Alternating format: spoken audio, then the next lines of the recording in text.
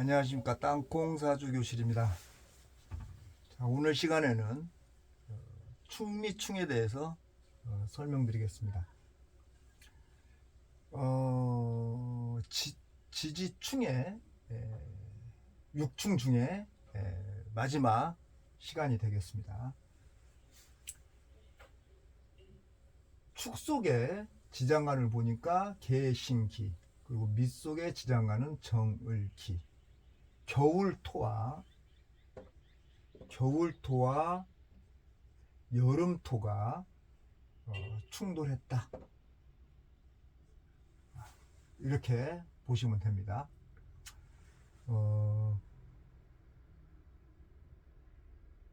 그리고 여기서 하나 볼 것이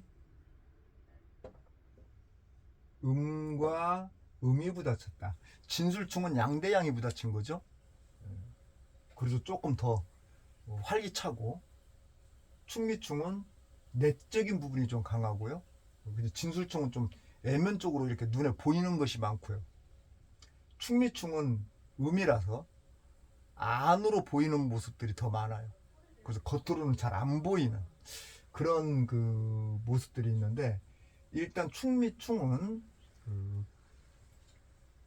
겨울 토와 여름 토니까 요거 여름 토 화, 겨울 토 물, 이것이 일단 기본적인 흐름으로 봐야겠죠. 다른 걸 보기 이전에. 그래서 수국화한다라고 놓고 보면 화가 죽는 거예요. 그러나 전체적인 흐름을 놓고 봤을 때 화가 강하다면 또 그렇지 않겠죠. 그러나 이 부분만 놓고 본다면 수국화하는 것이다. 그랬을 때 나를 기준으로 이 화가 육친으로 아버지가 될 수도 있고, 엄마가 될 수도 있고, 남편이 될 수도 있고, 아내가 될 수도 있고, 자식이 될 수도 있다는 뜻이에요. 이게 물에 의해서 깨졌다는 뜻이에요. 밖으로 드러나와 버렸다는 얘기예요. 이 부분이 약해지는 거죠. 그래서 분석할 때 이런 상황이다 그러면 이쪽에 육친과 물상이 어디에 있느냐에 따라서 그걸 분석해서 손님한테 얘기를 하면 된다는 뜻입니다. 거기서 이제 전체적인 흐름을 놓고 좀 더 가미시킨다면 정확도가 높아질 것이다 라는 얘기인 겁니다. 그래서 나를 기준으로 이 안에 있는 글자가 뭐 재물이다 그러면은 창고의 문을 열었다, 그래서 그걸 습득했다, 그래서 좋다라고 얘기하는데 그건 아니라는 거. 용신을 놓고 봤을 때 흉신이냐 길신이냐에 따라서 길신을 깨면 충을 해버리면 안 좋은 것이고, 흉신을 깨면 나한테는 이로운 것입니다. 그래서 깨는 것이 어떤 것이냐, 나한테 좋은 것이냐 안 좋은 것이냐를 놓고 손님한테 분석을 해서 얘기를 해야지, 그냥 그런 거 분석하지도 않고 그냥 충돼서 창고의 문을 흙과 흙이 부딪혀서 창고의 문을 열었다, 요렇게만 얘기를 해버린다 그러면 전혀 손님한테 몸에 와 닿지 않을 겁니다.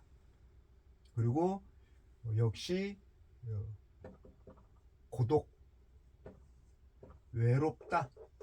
그런데 외로움을 자기가 스스로 자초하는 겁니다. 자기 스스로. 왜냐면 이 음이라서 내성적으로 안으로 끌어당기고 있는 상태이기 때문에 스스로 고독을 자초하는 것이, 누가 너 고독해라 이게 아닙니다. 자기 스스로 이렇게 들어갑니다. 그리고 자기 스스로 그렇게 만들어내는 경우가 많아요. 고독으로 갈 수 있도록 자기가 행동을 한다는 거지. 그래서 고독하다. 그리고 역시 진술충미는 화계다라고 얘기를 했죠. 그래서 화계는 어쨌든 화려함을 추구하지만 어떻게 보면 남들이 자기를 바라봐 주는 나를 존경해 달라라는 그런 의미를 좀 많이 갖고 있어요. 그래서 좀 이걸 갖다 다른 말로 돌려서 얘기하면 그냥 부처님? 그럼 우리가 부처님한테 공을 드려야 되잖아. 그런 것처럼. 그래서 누군가가 나를 찾아와 주고 나를 인정해 주고 그러면 좋겠다. 이런 의미도 이 화계에 담겨 있다라고 얘기할 수 있습니다. 그래서 충 및 충은 맥락을 항상 이런 모습으로 육친이 어떻게 되느냐를 놓고 그거를 중심으로 설명을 했을 때 이 충 설명을 제대로 하지 않느냐 이렇게 생각이 들어요. 그래서 이게 이제 연지냐 월지냐 일지냐 시지냐에 따라서 상황 자체는 이렇게 뭐 우회 쪽에 있으면은 우회 부모님들과 조상님들하고 상황이 나와는 그렇게 관계가 썩 바람직하지 않겠구나. 월지나 일지가 그랬을 때는 부모님과의 나의 관계 그리고 부인이나 남편과의 나의 관계가 별로 그렇게 썩 바람직하지는 않겠구나. 또 일과 시가 됐을 때는 내 남편이나 내 부인이나 아니면 내 자식과의 관계가 썩 바람직하지 않겠구나. 요렇게 얘기를 하면 된다는 얘기예요. 자, 여기서 참고적으로 하나 더 추가로 여기서 얘기해 줄 수 있는 부분이 뭐냐면 지금 뭐 연월이 이렇게 부딪혀 가지고 안 좋다라고 뭐 조상님 아버지 이 관계가 나와의 관계는 별로다라고 얘기를 했는데 여기서 추가로 얘기해 줄 부분 그걸 좀 잘 봐야 된답니다. 그러니까 좋냐 나쁘냐를 얘기하는 거예요. 나쁘다고 지금 얘기를 쭉 했어요. 별로 관계가 별로다. 그런데 연, 월, 일시에 부딪힌 충이 나한테는 필요 없어 이게. 얘기했죠 전에. 필요 없는 것이 부딪혀가지고 깨졌어.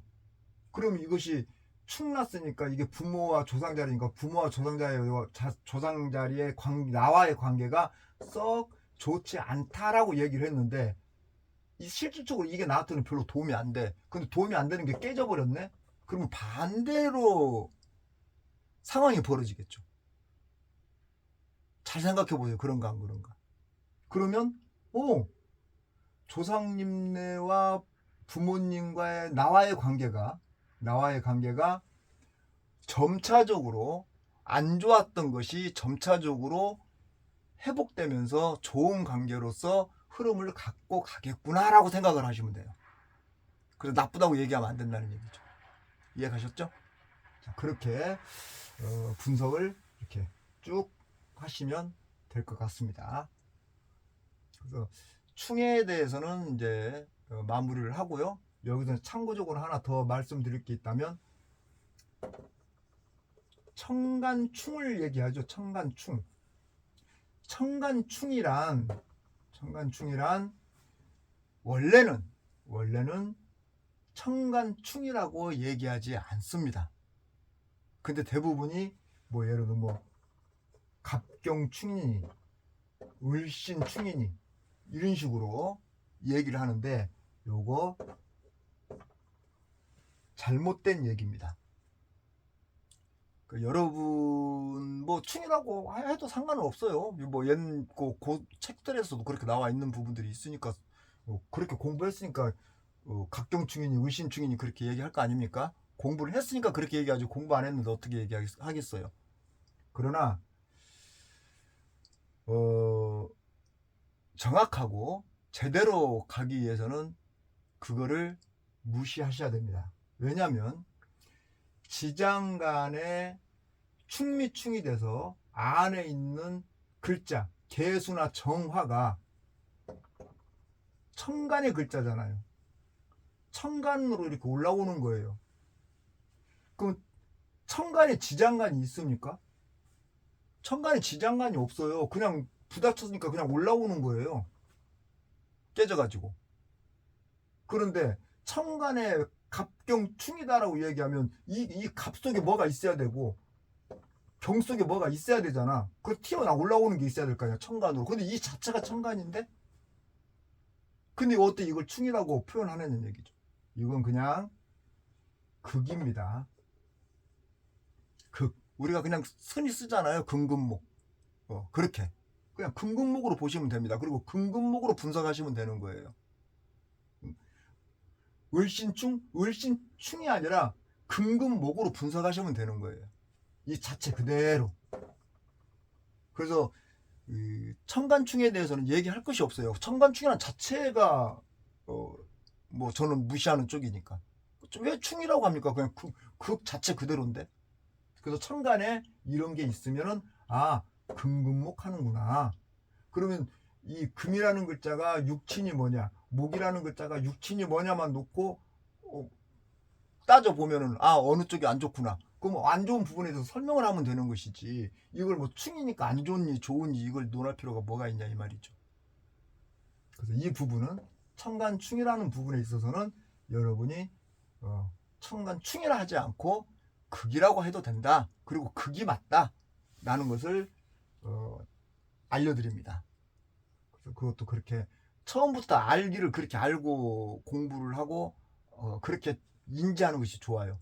충으로 인지를 해버리면 자꾸 충으로만 바라봐죠. 극으로 바라보지 않고. 그것도 참고하시고 이제 뭐 앞으로 할 것도 공부할 것도 많이 있지만 이제는 조금 제가 상담했던 손님들의 사주를 놓고 한번 하나씩 분석을 하는 거, 분석하에 관한 과정.